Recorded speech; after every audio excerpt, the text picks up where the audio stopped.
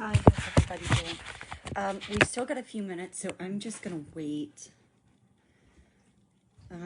We've got a couple minutes, so I'm just gonna wait for people to get on, and then we'll get started in just a few minutes.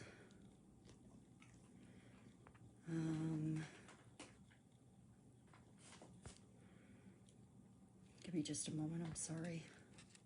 Like I said, we'll get started in just a few minutes.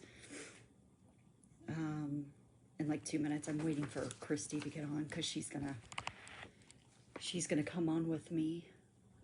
So I'm sorry my makeup isn't on or anything. I didn't get up until I fell asleep at like 8 o'clock last night and didn't get up until 4 this afternoon. So I was kind of out of it. Hi, Tanya. Everybody say hi to Tanya. She's one of our new moderators on the Chronically Raw Raw team. Very excited to have her.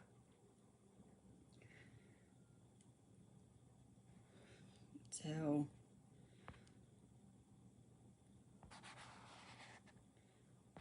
I'm just waiting. Okay. Christy, when you get on, I'll add you. Okay, so all right, it's 8 o'clock. So we'll go ahead and get started in one more minute. When a few more people get on, this will be available on the replay. So for all of you guys that are here live, I thank you very much. I know how you can be spending your time, and you're choosing to spend your time with me. For all of you guys that are going to be watching the replay, I thank you very much. The same goes to you guys. You know, I know how you can be spending your time, and you're choosing to spend your time with me, and for that I am incredibly grateful. Okay, Christy.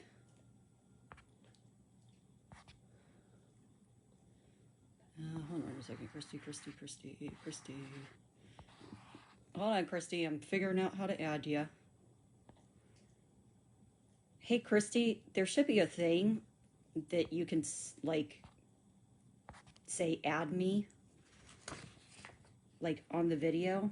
See if you can do that, Christy.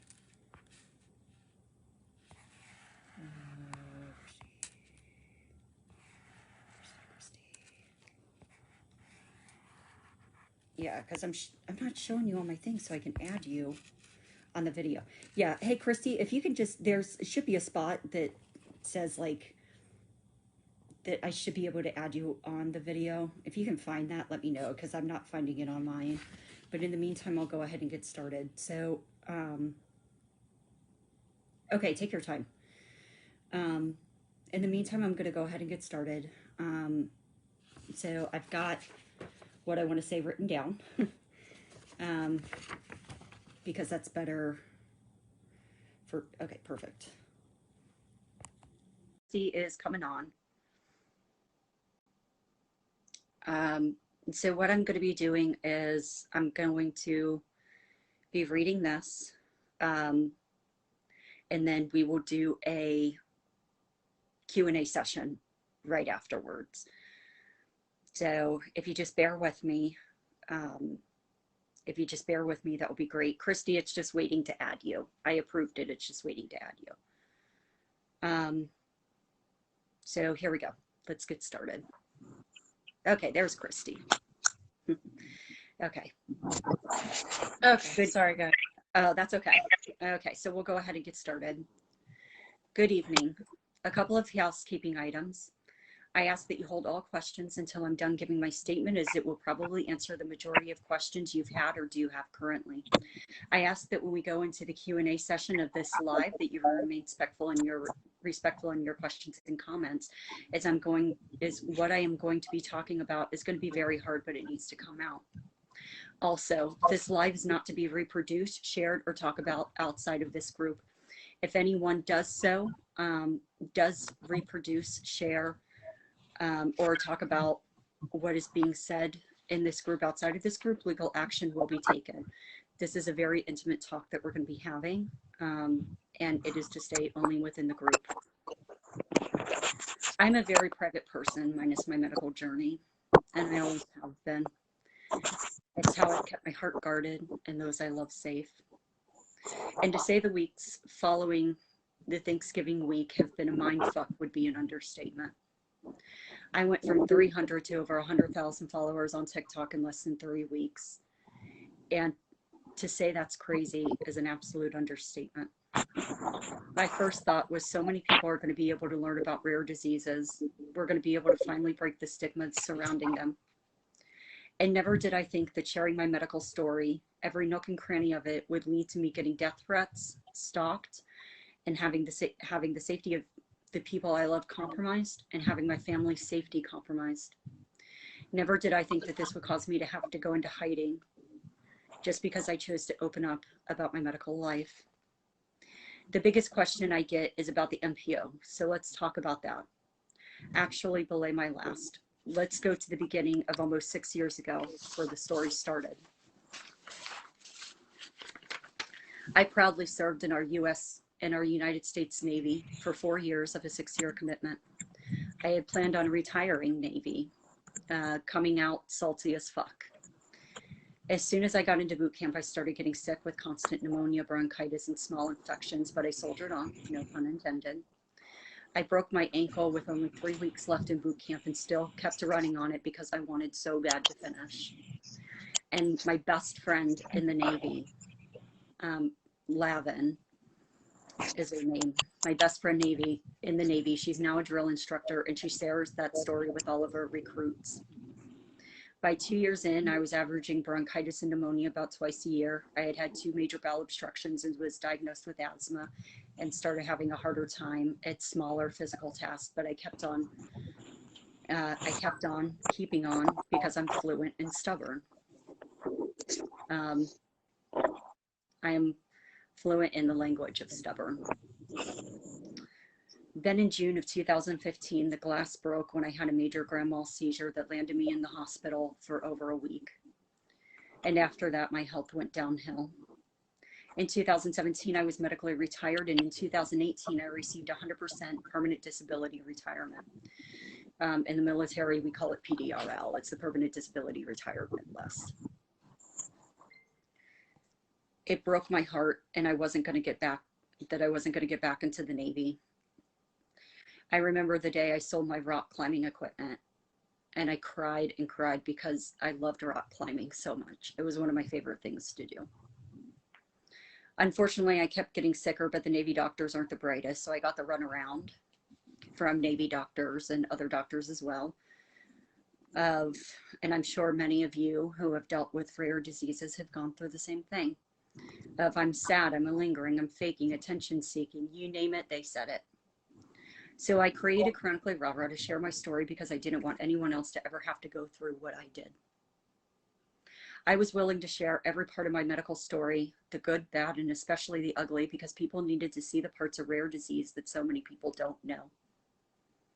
For almost 6 years, I showed the small world that followed me, mostly friends and family, every part of my disease. The pandemic hit, and everyone, including me, flocked to TikTok as a way to bring some kind of sanity to our vastly insane lives. For me, it was another avenue to bring awareness to rare disease and invisible illness. And like everyone else, I posted a Venmo because fuck it, everyone else was doing it. So I thought, why not? And I didn't put much thought into it. And for several months, it was just me and my 300 followers. Often when I went on, I knew I was talking to the void, and I was okay with that because it let me get out my feelings, knowing no one else would see, much less care. Then on that one faithful day, I hadn't been on in a while.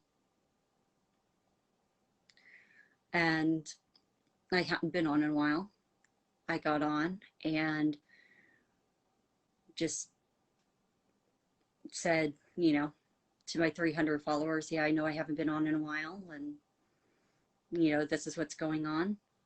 And that post went semi-viral. And then the next post went viral. And then the next post, viral. And then that brings us to Thanksgiving Day. On Thanksgiving Day, I was incredibly sick. I could barely lift my head if I tried. And when I get that bad, it's something that I want the world to see. They need to see it. They need to see how just incredibly insinuating and how bad these diseases are and what it does to a person. So I asked my daughter if she wouldn't mind filming. I told her that she would not be in it for, I don't like to put her in my social media, just because she's a minor and I never really liked putting her in it.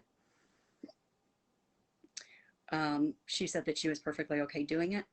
And so she filmed the Thanksgiving Day post. I had only imagined it getting, because of the trajectory, only a few thousand views. It got over 4 million views. And that's when the shit went down. That's when the hate campaign started. Statistically speaking, excuse me, let me read back for a second. And that's when, in less than 3 weeks, I went from 300 to over 100,000 followers. And that is a mindfuck for anybody, especially when you don't have time to prepare.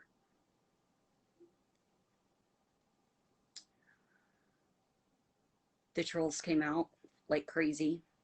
And statistically speaking, you will have trolls, and that's fine. But then the hate campaign started from people who personally knew me. And I'm sorry, but I cannot get into it because of FBI involvement. That brings us to the MPO. In 2019, I had stopped all treatment because there are no cure for any of my conditions or their comorbidities. And the treatments they were doing was like throwing something to the wall just to see what would stick.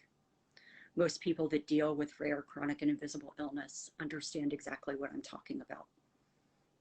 They give you treatment after treatment just to see if something will work in the hopes of something will stick. They give you medicines to counteract the side effects from the other medicines that they're giving you. And so I had stopped all treatment. That's not what I wanted. I wanted a quality life, not a quantity life. We stopped treatment and started the process to do Death with Dignity in Switzerland through an organization called Dignitas. I had chosen the date to die of July 29th, 2020. The plan was to go to Europe 2 weeks before and have one last best vacation, with it ending in Switzerland, and then doing the Death with Dignity through Dignitas on July 29th. At which point, my body would have been donated to science and then cremated and sent back. I was finally going to be free of being sick. When you've been as active and as type A as I am, and I'm sure many of you that are facing rare, chronic, and invisible illnesses are feeling the exact same thing. But when you've been as active and as type A as I am and was, having a condition that brings you to your knees, that keeps you in bed all day with no quality of life, death is a sweet surrender. When I decided to go MPO in November and December, Switzerland was already a bust due to COVID. But even then, if I could have gone later, I wouldn't have been able to, because at that point I was too weak. I'd been in bed almost a year. I had been pretty much 90% bedbound since February. I got COVID in March, which wiped me out completely. And since I speak stubborn fluently, I thought I could finally go MPO. And for 6 days I did.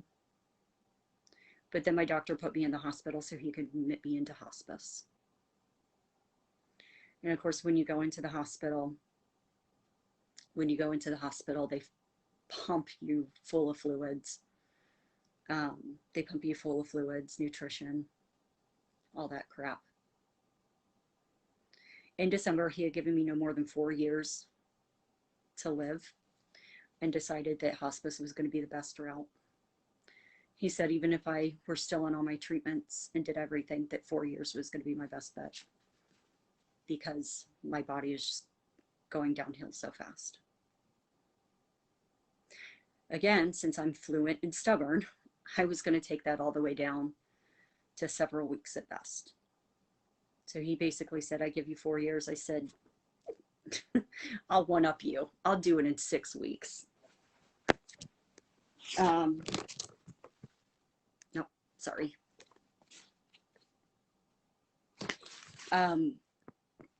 When I started Chronically Rah-Rah, one of the things that was most important to me was transparency, was being 1,000% transparent and being truthful at all times, constantly being transparent, because there are people that unfortunately try to scam the system. And we've seen that too many times, unfortunately. And while unfortunately it is a small number of people who do scam the system, it makes a larger group of us that are truly going through these things look really bad.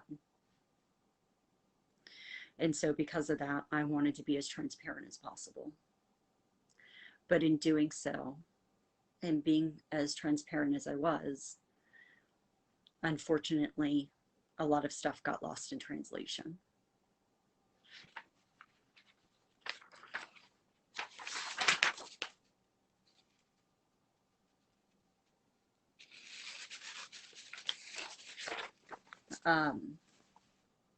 And so I'm really bad with my words.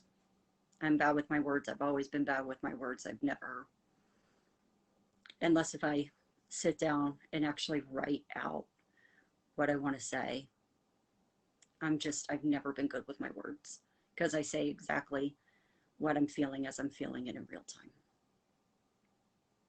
And that's what I did with Chronically Rah-Rah, is I wanted so bad to be transparent. I was telling you guys exactly what I was feeling, how I was feeling it in real time. Instead of taking a step back, analyzing, which everything else in my life I overanalyze. But instead of taking a step back, analyzing, talking to the hospice, talking to the doctor, and then coming back and saying, okay, this is what I felt. We talked to the doctor. This is what the doctor said.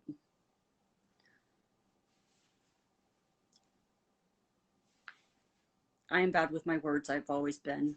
Well, actually, I take it back. I want to go to. I am no longer MPO. If I was still MPO, I'd be dead. I'd be so dead. Or I would have won a couple of world records by now. With that being said, because of the gastroparesis, I don't eat that much. I don't eat that much. It's not really worth it, but it's also a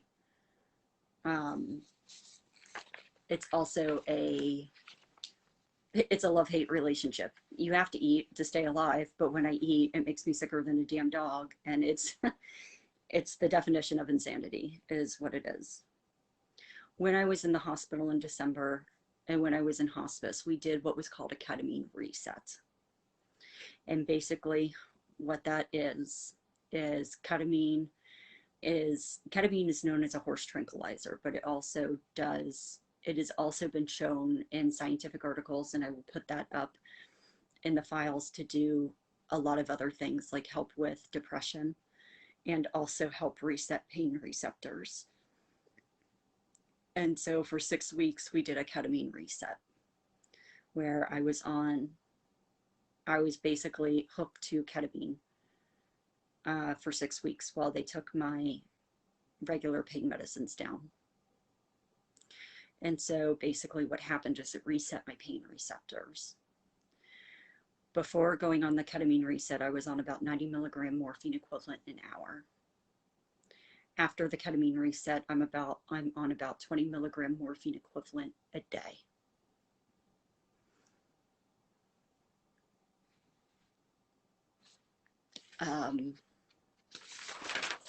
Sorry.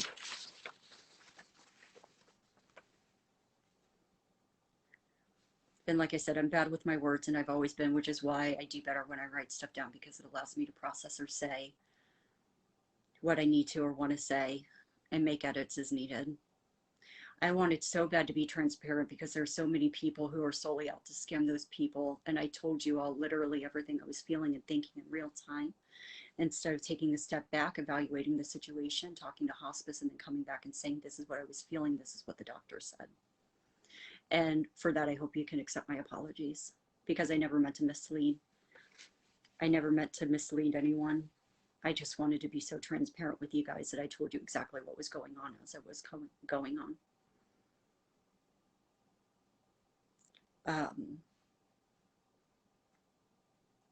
So I ask you accept my apologies for that and forgive me.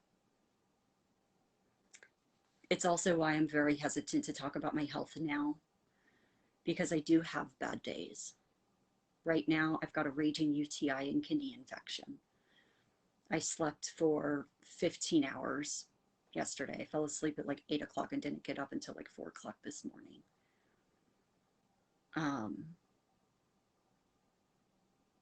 And I just feel bad today. I feel run down and I feel bad. And I want to talk about that. But I'm very hesitant to. Because everything that I say and everything that I do is picked apart now. It's like Britney Spears, just not on that grand of a scale. It's also why I took down my link tree, because I want the focus to be on all of you and not on me. I want this to be a group where all of you can call home, especially all of you dealing with rare, chronic, and invisible illness, whether it's yourself or someone you love, or whether you even just want to learn about it. I want this to be a place that you can call home, where you feel valid, loved, accepted, and that what you're going through is so valid.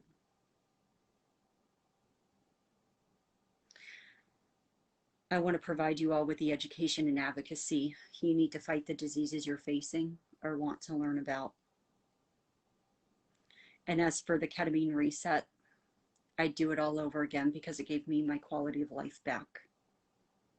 I know it isn't going to last, and I'm already feeling my body starting to slow again, but I'm going to take full advantage of what I have while I have it, because I know it's not going to be forever.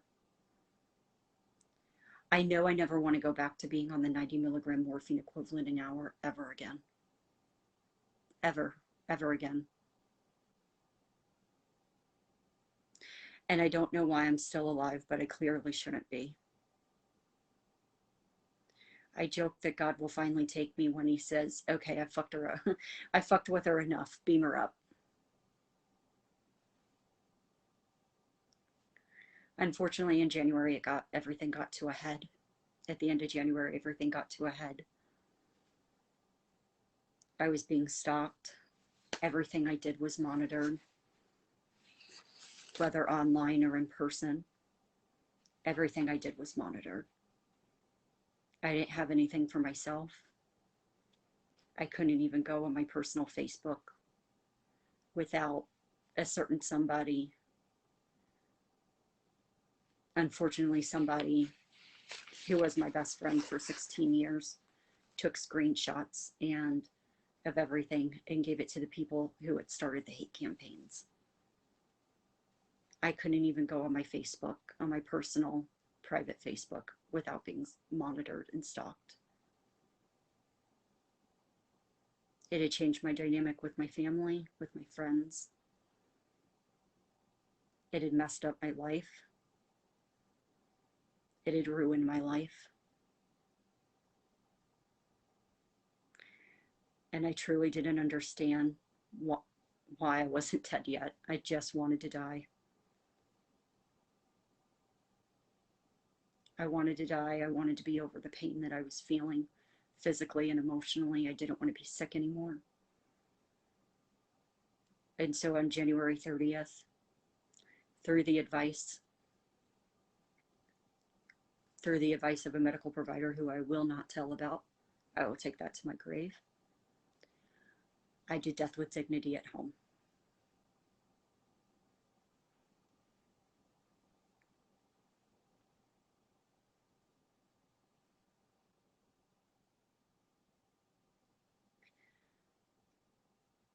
I don't really want to get into it too much.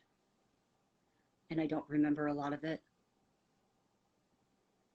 But I know that I left my DNR up for everybody to see. And for whatever the reason, nobody saw my DNR. And that is the only reason I'm alive today, because at that point, they said that I was breathing about 4 times a minute. And I would have died within the hour.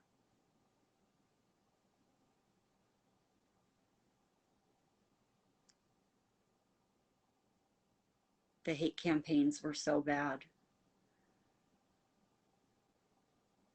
that the people in the hospital leaked it to those who had started the hate campaigns. And I could hear them talking about it outside. And I started just crying and sobbing uncontrollably, asking, why didn't you just let me die?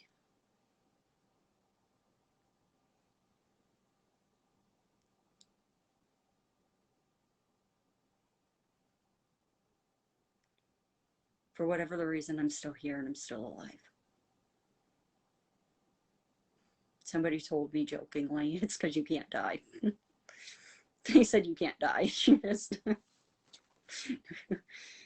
can't die. You've seen the light more than anybody I know, and you can't die.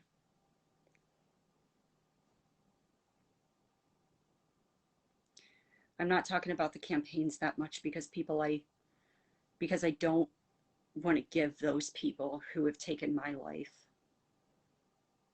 any more of a platform than they already have. Also because lawyers and the FBI are finally involved, I can't go into too much detail. Though I will be honest, sometimes I wish I wasn't the bigger person. And sometimes I wish I would just spill all the tea. But this is also why we vet as thoroughly as we do on Chronically Raw Raw. Because they don't deserve to know anything about my life or what's going on in this group. You are all my raw raws, and I will protect you fiercely. Now, what lies in the future? Like I said, I still have death threats against me. I'm still being stalked. Every move I make is monitored. And my family still isn't safe because of these individuals. And because I want too much for this group to carry on, for the reason that I started Chronically Raw Raw, and I want its legacy to survive. The best way for me to do this is to walk away, giving my baby to the admins and moderators. And that's what I'm going to do when everything is running like a well-oiled machine.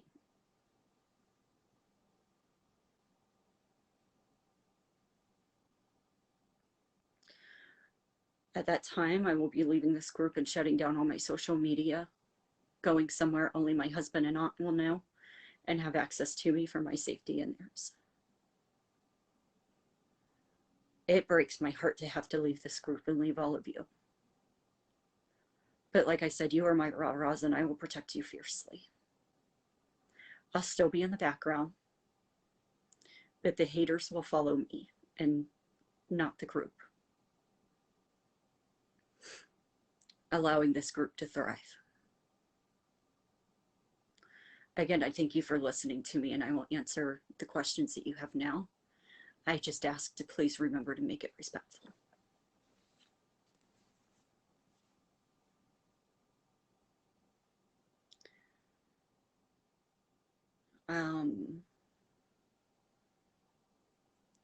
Sometimes the closest people to you are your biggest enemies. Yeah. Yeah.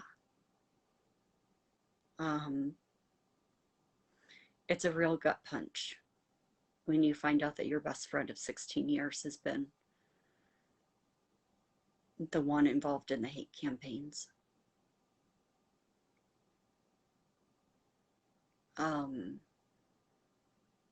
It's heartbreaking.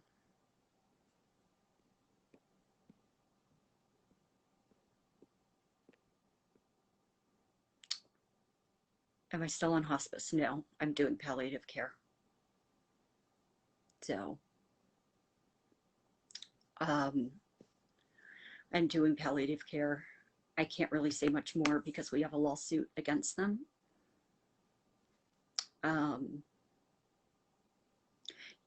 the moderators will keep you updated.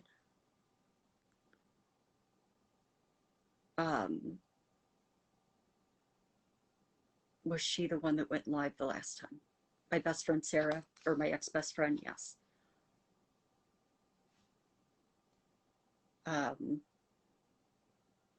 Yeah.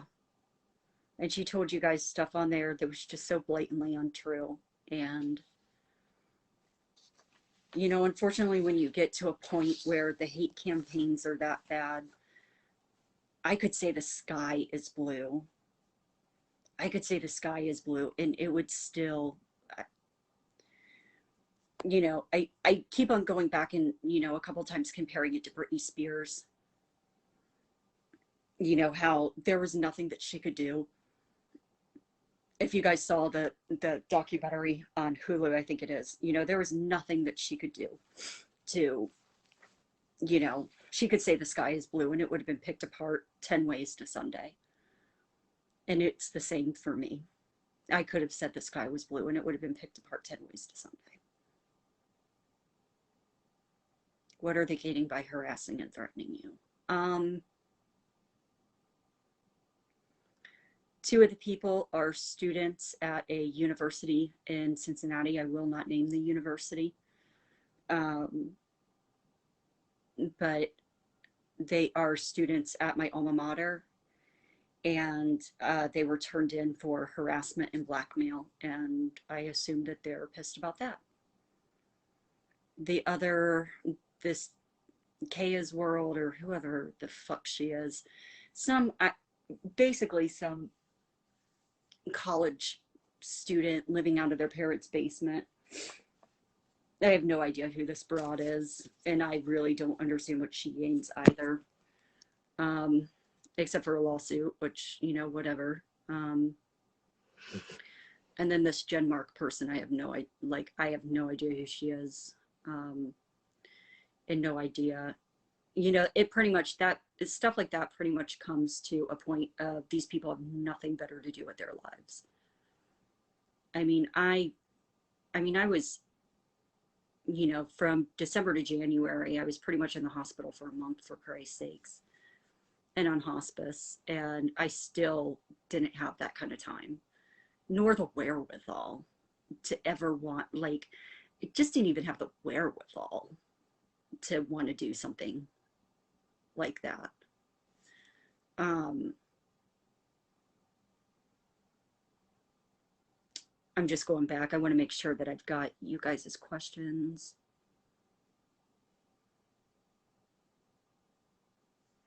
I hope that she is no longer getting harassed. She walked away, which is good. She's such a wonderful person.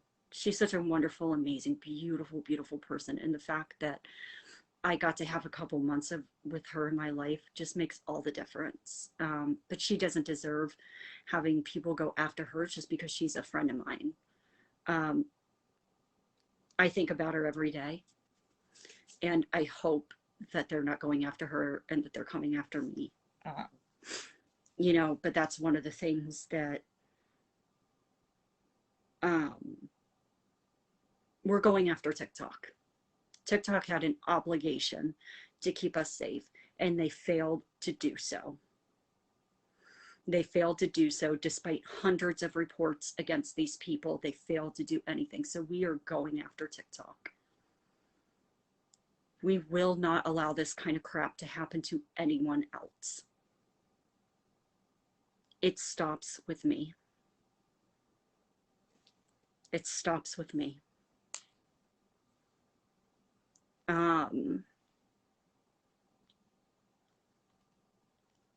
How are my husband and my daughter doing? They're good. You know, they stay away from all this. You know, it's a very church and state. It's just church and state. They stay away from it. Unfortunately, the people that had done these hate campaigns, because we knew two of the people personally, we were really good friends with them. They felt the need to send my daughter pornographic material to her phone. The police did nothing about it. The police did nothing about the harassment or anything. They said, well, if they kill you or if they seriously hurt you, then we can do something. I said, what about the pornographic material that they said to my daughter? Well, we can't really do anything about it. I said, okay. Roger that.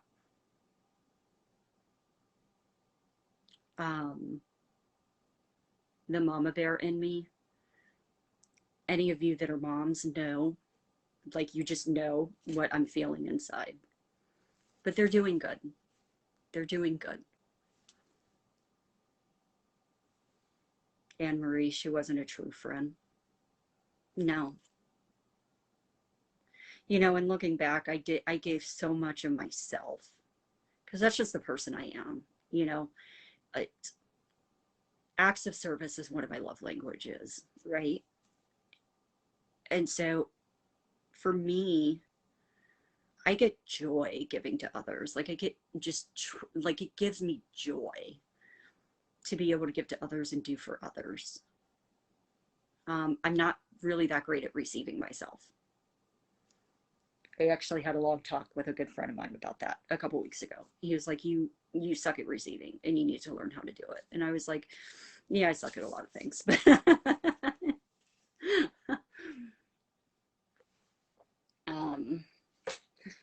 I suck at a lot of things. Just put it on the list.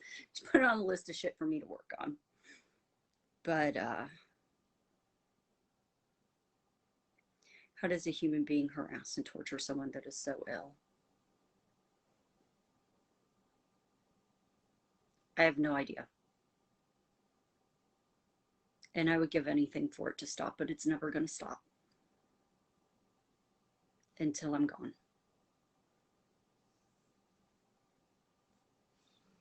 These people took away my life. They ruined my life.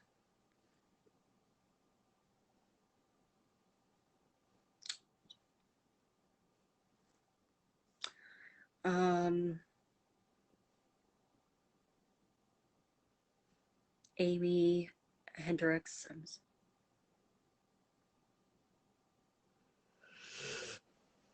If you were set up. So, okay, so that's a really good question, Amy. So if I was set up to die, okay, so on January 30th, it was a death with dignity, but it was kind of an under the table death with dignity because Ohio does not have death with dignity laws.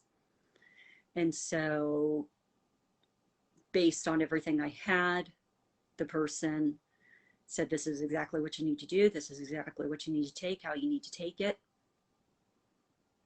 And so that's what I did. And I had 2 DNRs. One was in my will that was at the edge of the bed. And then I had another one that I swear to God I put at the edge of the bed. I swear to God I put everything there. And basically what my husband said is the medics gave him 2 minutes to find it. And it was right in front of him on the side of the bed, but he couldn't see it. And so they were like, fuck it, we're going in. And so I remember seeing a light. And I remember just saying, Jesus, I'm here. I'm finally here. I'm home. I'm home, Jesus. I'm home.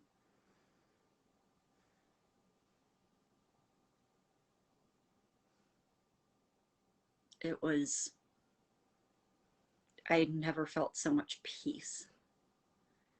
I was like, I'm home. It's over. It's over. It's all done. I'm home.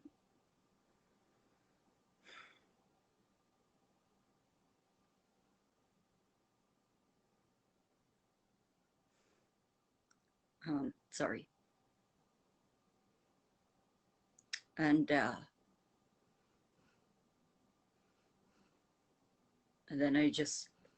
I remember waking up for a minute and seeing blood coming out of my nose and all over me and my blanket in an ambulance.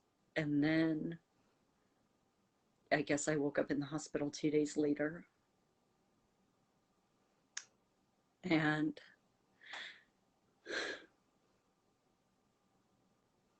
sorry.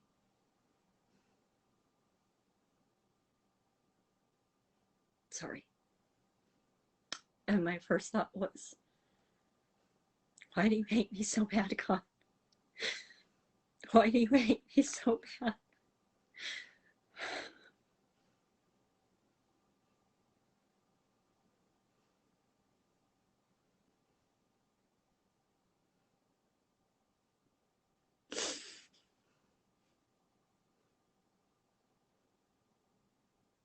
And it was my first thought because I was there. I was home. I was home.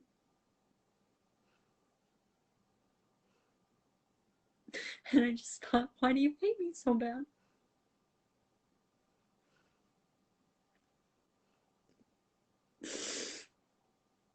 Sorry.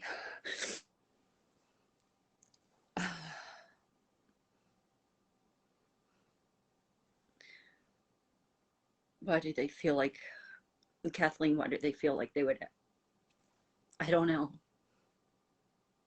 I really don't know. They're sociopaths. they get joy out of, people like this get joy out of seeing other people's lives be destroyed for no reason.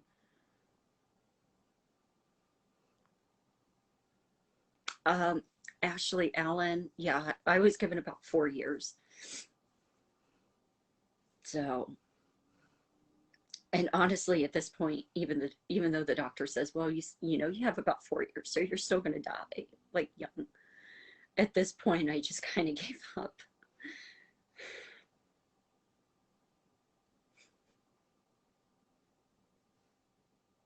Sorry.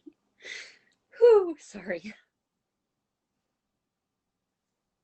So, but I mean, it's, the good thing is I'm not on as much pain medicine, which I would do it, that part again any day, because I have more energy than, I mean, it's not normal people energy by any means, but I have more energy than I've ever had, since being sick. And so I've been running with it and taking as much advantage of it as possible.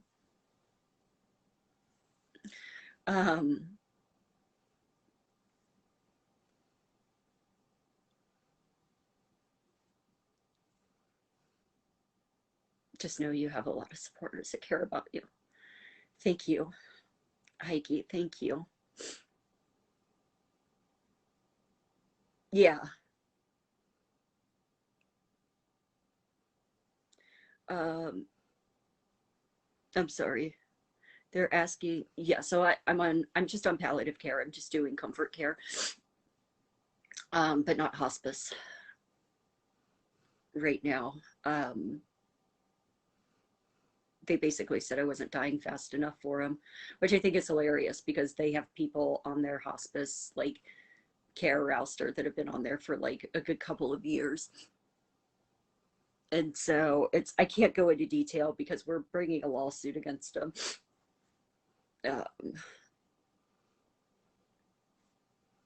So for we're bringing a lawsuit against them in the hospital for HIPAA violations, so I can't really go into a lot of detail.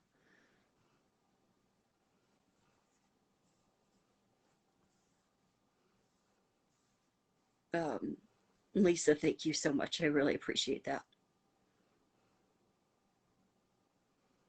That's how many people lose their lives because the authorities don't step up and do their jobs.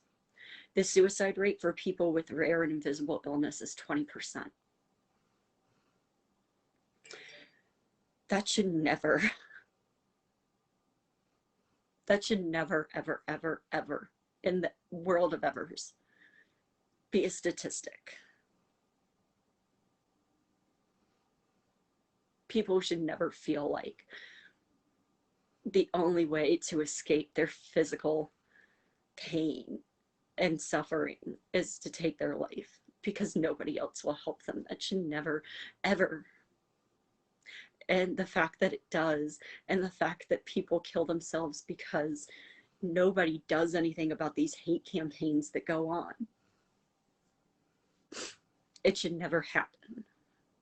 And it does. And if any of you on here have ever felt that way, just know I am so sorry that you've ever felt that way.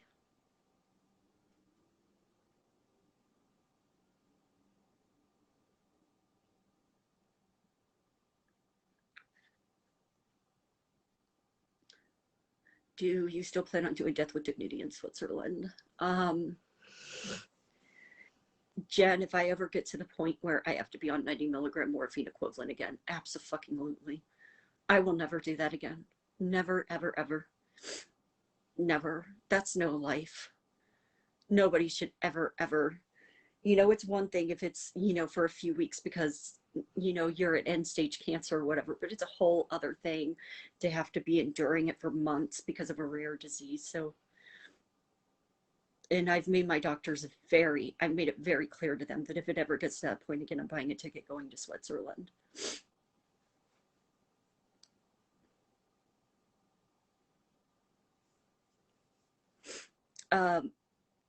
Novella, I hope I pronounced your name right. Please accept my apologies if I didn't. And I've started focusing more on my family. That's why I'm not on here as much. I mean, I was on social media, like it felt like all day I was on social media. And now I do, I keep myself busy.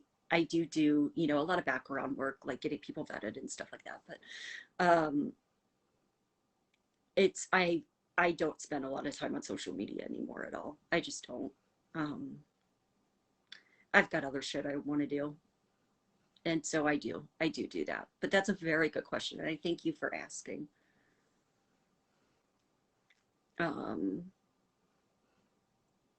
My husband called the paramedics. He didn't know I didn't tell anybody. Nobody knew what I was doing. Morgan. I didn't tell anybody. Nobody knew what I was doing. I kept it to myself.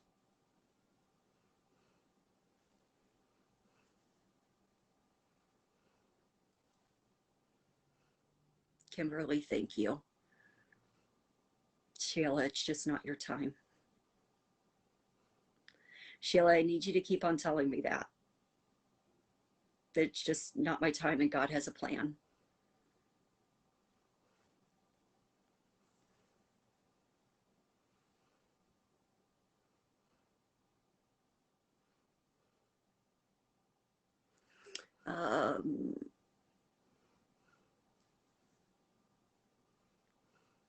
So if all you needed was fluids and everything to pair. Oh, so yeah, that wasn't for the paramedics were there because I OD'd. Like on a lot of shit. So I was on everything but roller skates.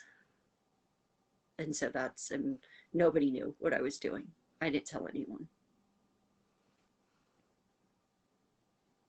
Tammy, your story isn't finished. You have more to do. I need you to keep on telling me that, Tammy.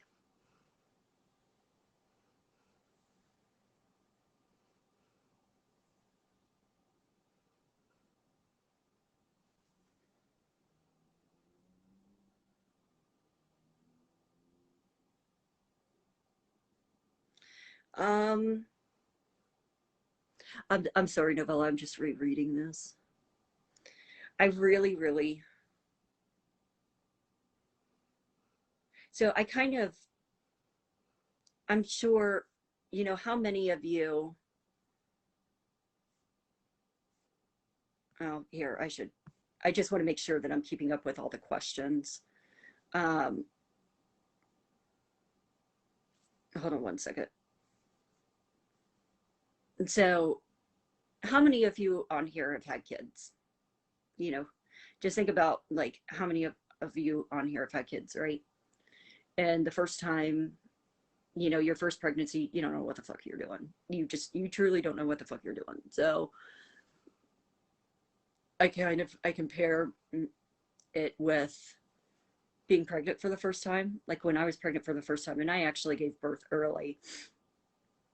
because I was a very high risk pregnancy, but I started going into labor at 6 months.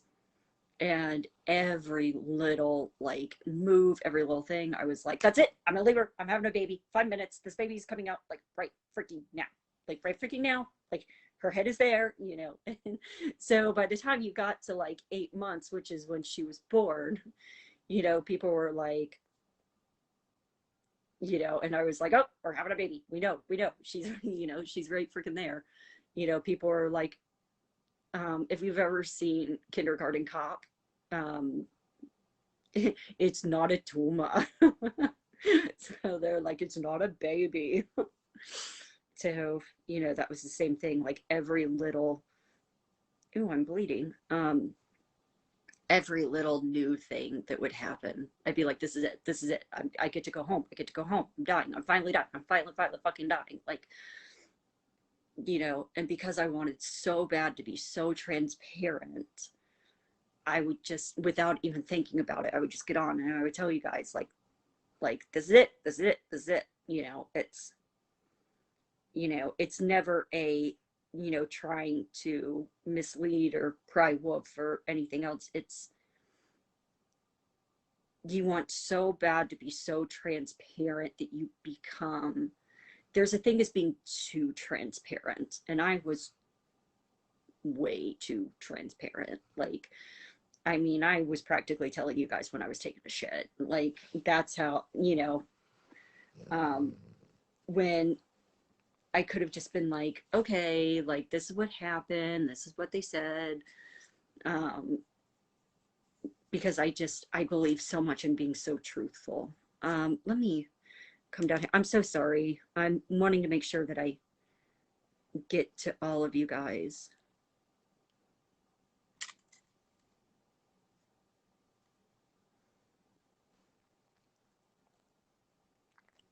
Tammy,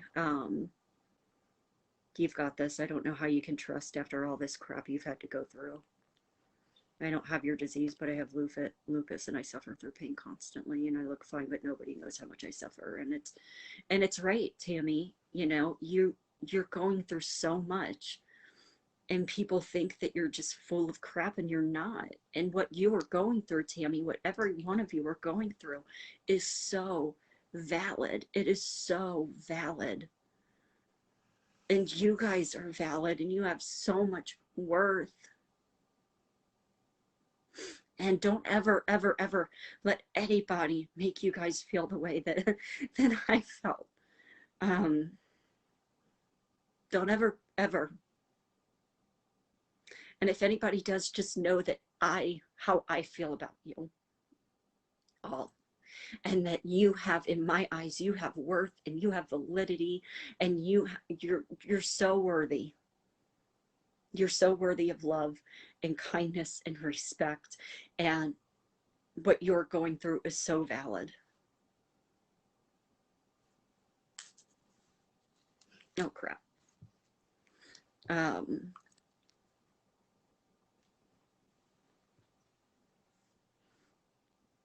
um,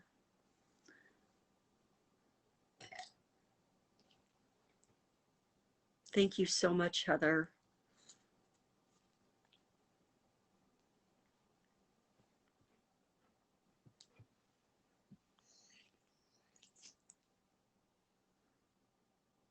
Thank you so much, Melissa. Melissa, I'm thinking about you. Anything you need, you just reach out.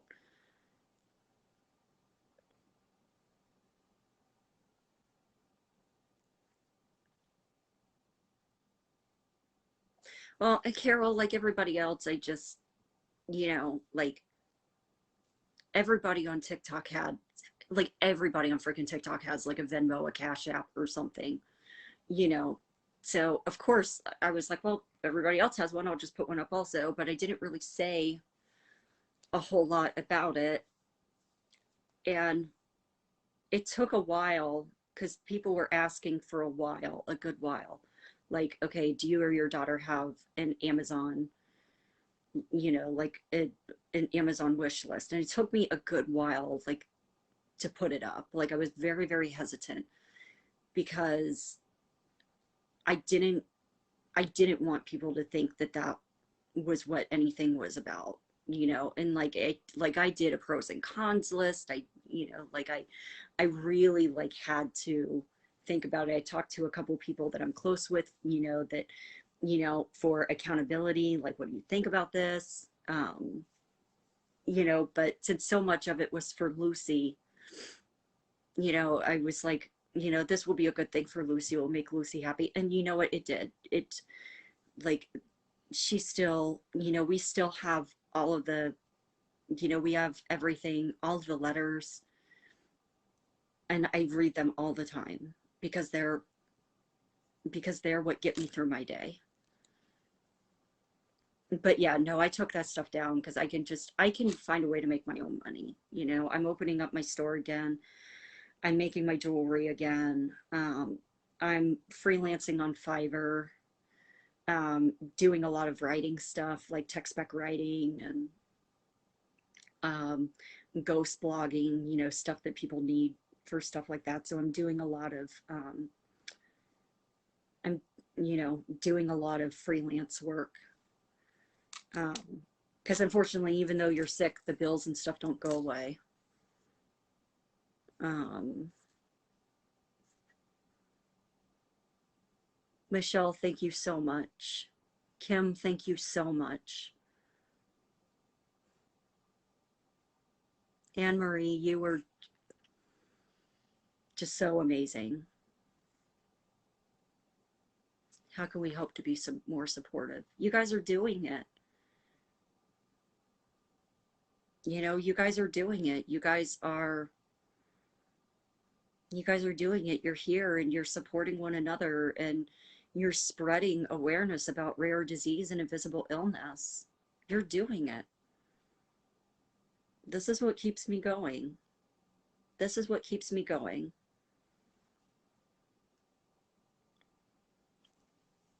Um,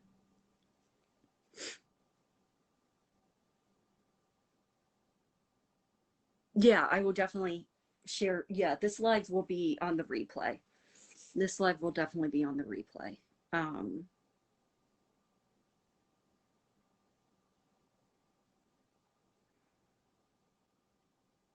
yeah, my daughter definitely didn't deserve what was going on, and to have, oh, the hate campaigns, it broke her heart.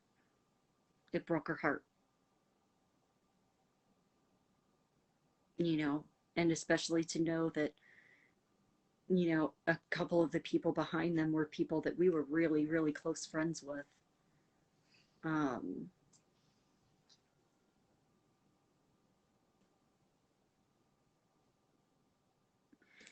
and you're right, Abigail. It was a lot of, I'd say it was a lot of miscommunication, a lot of misunderstanding. Like I said, you know, just wanting to be so transparent.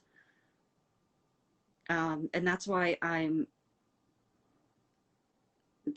so hesitant now to just talk about anything.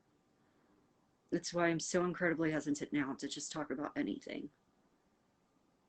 Um, which sucks because when it comes to my health and stuff, I'm generally a very open book, you know, and now it's like, it's going to be like, you know, I've got acai in my teeth. I made an acai smoothie and now it's my teeth. You know, but it's going to be like, you know, pulling teeth to get stuff out of me. Lucy's dealing with enough with her mom being sick, and yeah. But you know what? Michelle, she's so resilient. She is so resilient. And she is just, I wish I could tell you guys how proud I am of her. Like, and just how amazing she is. She's just so amazing and so resilient. And I'm just so proud of her. I'm just so incredibly proud of her. And I just want to thank you all for being so wonderful. I can't thank you all enough. I really can't. You know, and it's,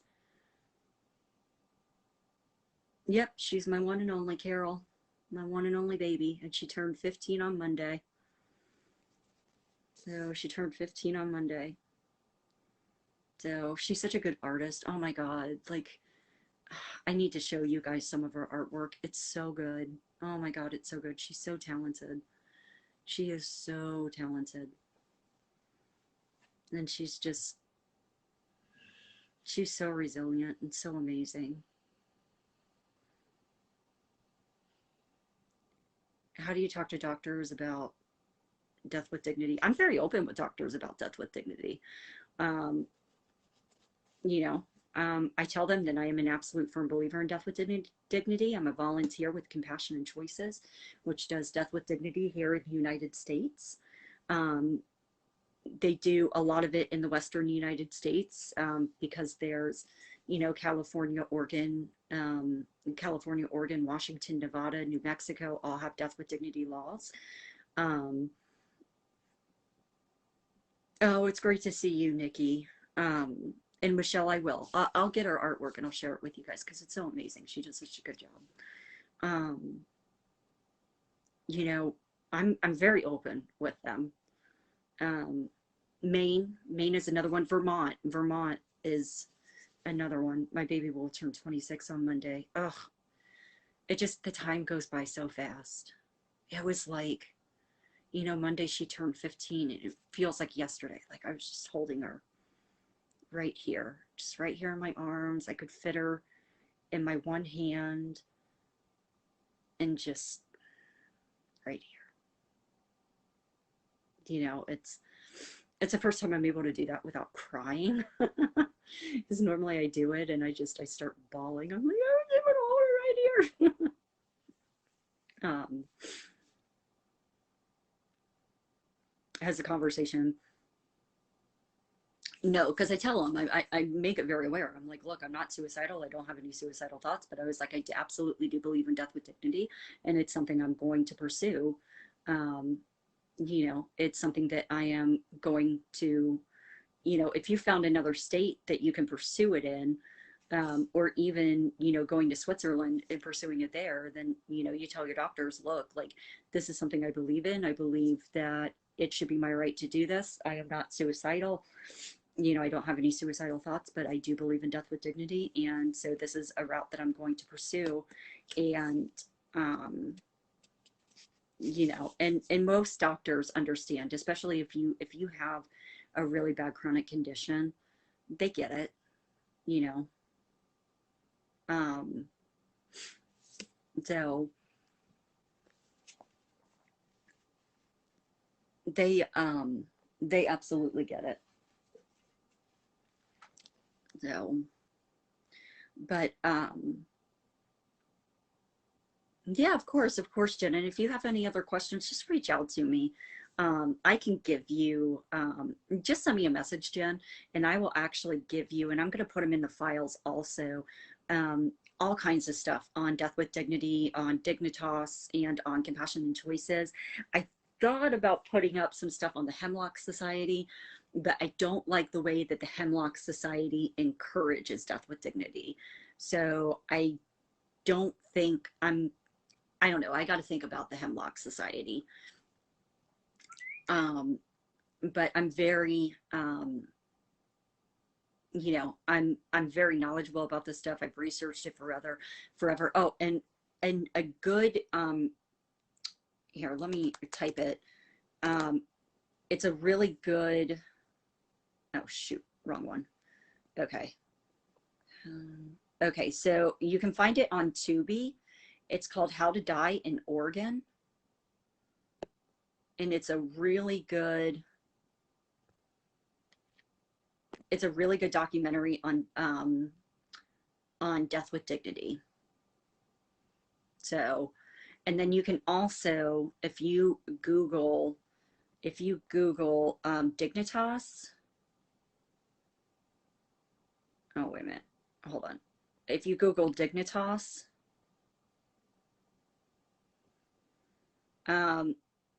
no, yes. If you Google Dignitas documentaries, you'll find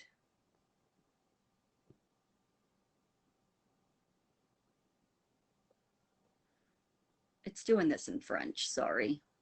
But if you Google Dignitas documentaries, um, wasn't it, Kayla? Wasn't it an absolute eye opener?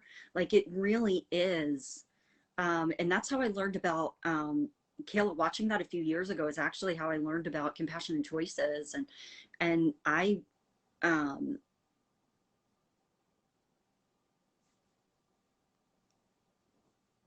yeah.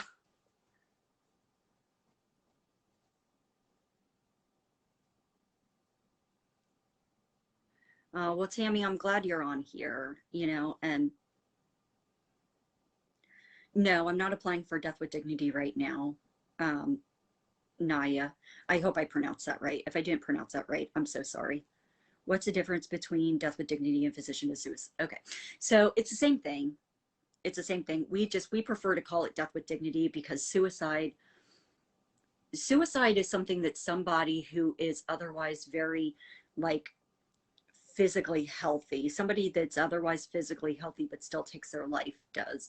Whereas Death with Dignity, it is, you know, it's somebody that already has a condition that is going to be taking their life early, whether it's, 6 months or less, or whether it's in several years, and they have the chronic debilitating condition. Death with Dignity allows you to die on your terms and not the terms of the disease. And so, we really like to call it Death with Dignity because that's what it is. People say that there's dignity in suffering, but there absolutely isn't. There is no dignity in suffering. Um, there is no dignity in suffering until your last breath. And I think that everybody who wants to, who has a disease that's life limiting, chronic, debilitating, progressive, should have the ability to, if they get to a point where their quality of life is nothing, then they should have the ability to die with a modicum of dignity if they want to. And so that's one of the reasons that I volunteer with Compassion and Choices, because I absolutely believe in that. Sarah, nail on the head. We provide we put our animals down because we don't want them to suffer. Why would we not want the same thing for humans?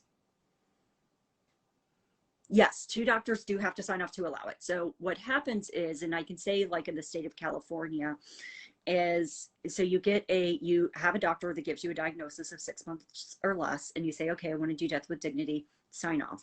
And then they send you to another doctor who, makes sure that, did I ever send you? I didn't get any magnets at Anne-Marie, but if you send me some, I'll Venmo you money. And so I have no problem Venmoing you because I collect them. So it doesn't, it, I can absolutely do that. But anyway, so basically what they're looking for is that you're of sound mind, sound body. You're not, suicidal. Right now you have to have 6 months or less to live, but we are fighting in legislation to allow people that have chronic debilitating progressive diseases to also be able to take place in Death with Dignity. Because if you don't have a quality of life and you're just laying in bed all day, like, and people, the religious people are like, oh, well, only God can take you.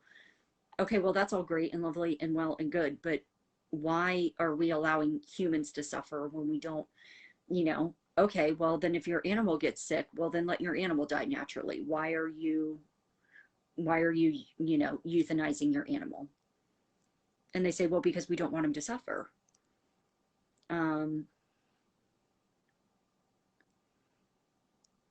Kaz, your brother had doctor-assisted suicide in Canada, June 12th. Wow. Kaz, do you mind telling us, like, do you mind talking about that and how that was, like, was he peaceful? Was it, peaceful and as well as it could be? Oh, from Poland? Oh my God, are you serious? That would be awesome. Because like half my family is still in Poland. yeah, like half my family's still in Poland, and my grandmother and her side of the family is still in the UK. Um, that would be awesome. And like I said, I don't mind. Like, message me and I'll send you my address.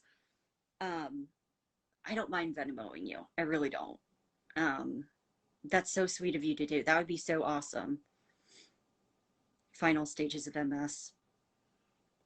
He died on his own terms. That is nail on the head. I love that. I love that. You know, death with dignity, you get to die on your terms and not the diseases. And it's basically the way of giving, like, you're giving a middle finger to the disease and saying, you know what, fuck you, you know? Um, exactly, Melissa.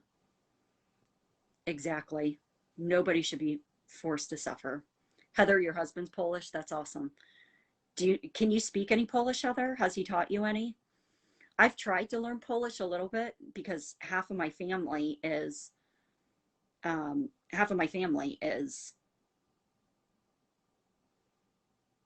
know, still in Poland. Like, I'm all Polish. I mean, yeah, my grandmother is British, but you know.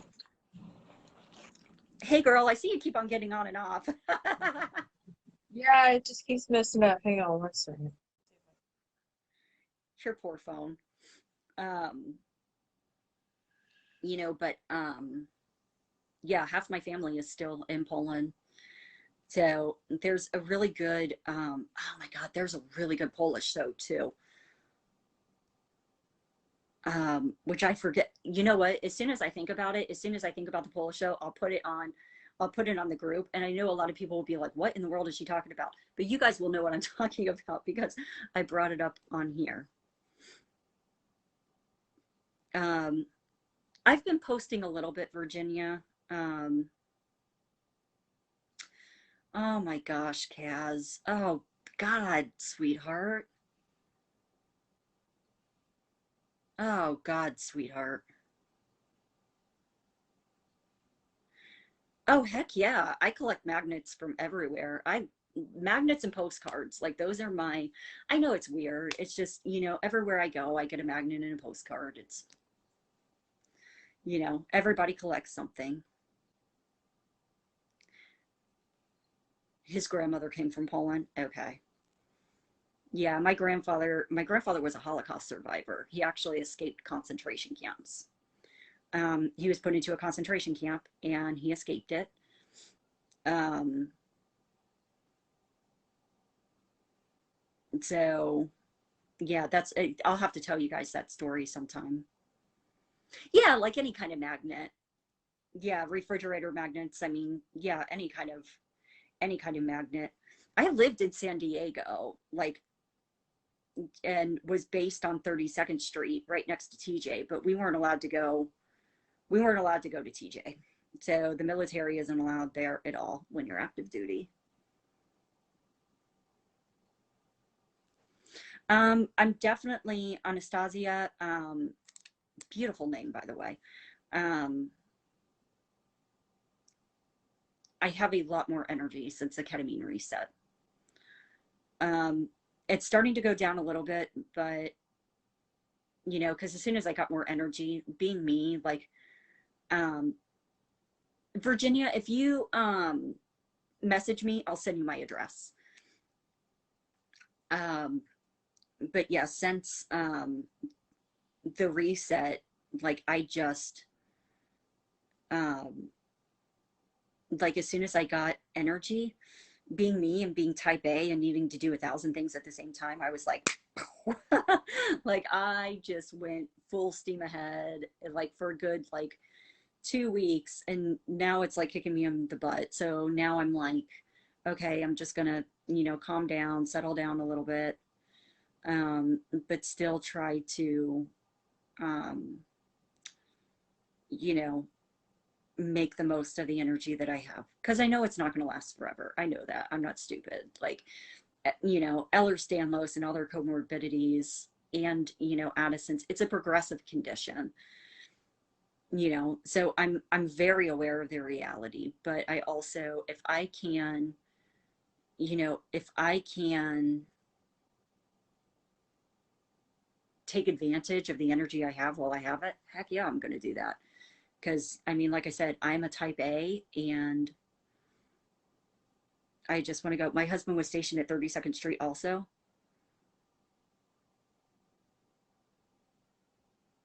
Oh yeah, yeah. You can get kicked out of the Navy for going to TJ.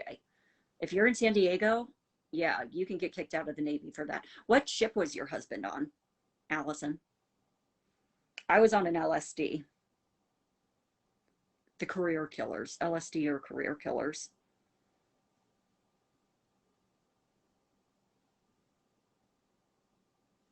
Yeah, and I should have said progressing instead of transitioning. It's just,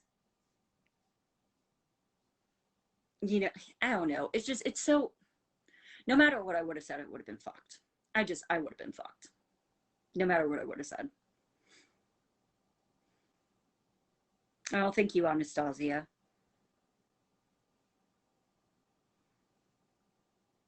Oh, yeah, Anne Marie, take your time. Take your time. It's no rush. Not a big deal. No rush. Not a big deal. The USS Comstock. You know what? I think we were by the USS Com. So I was on the Harper's Ferry, and I think that the Comstock was like, because the Comstock is LSD 45. Okay, okay. And see, I was LSD 49. So the Comstock was like a few away from us, or maybe they had already gotten, I don't know. I shouldn't even try. Kaz, your husband was lieutenant commander on CBN 72. CBN 72 was in our carrier group. So yeah, CBN 72 was on our carrier group. I think it was CBN 72 that also got in a bunch of shit in, I think it was Thailand. Um, when the Marine killed the transvestite hooker. Well, and that's exactly it, Katie. Like right now I feel good. You know, yeah, I'm battling this stupid kidney infection, but you know, I have energy for me, which is good. Allison, your husband was on subs in the East Coast. Okay. Yeah, most of the submarines are on the East Coast. They have some, like they have some in San Diego and oh my God, crap. I can't even think of, it's not Mount Lookout. It's not Point Loma is where they have them. Point Loma is where they have some of the subs, and then in Hawaii also. In 79. 79 is the right by the yards. Okay. Yeah, 7 to 9 is right by the yards. We were in a yard period for like almost 2 years. We were only supposed to be in a yard period for a year, but you know how the Navy do. They make things look way better than paper than they actually are. And it kicked my ship in the ass, which I kind of thought was funny. I was like, ha ha ha, that's what you get for lying on paper. uh,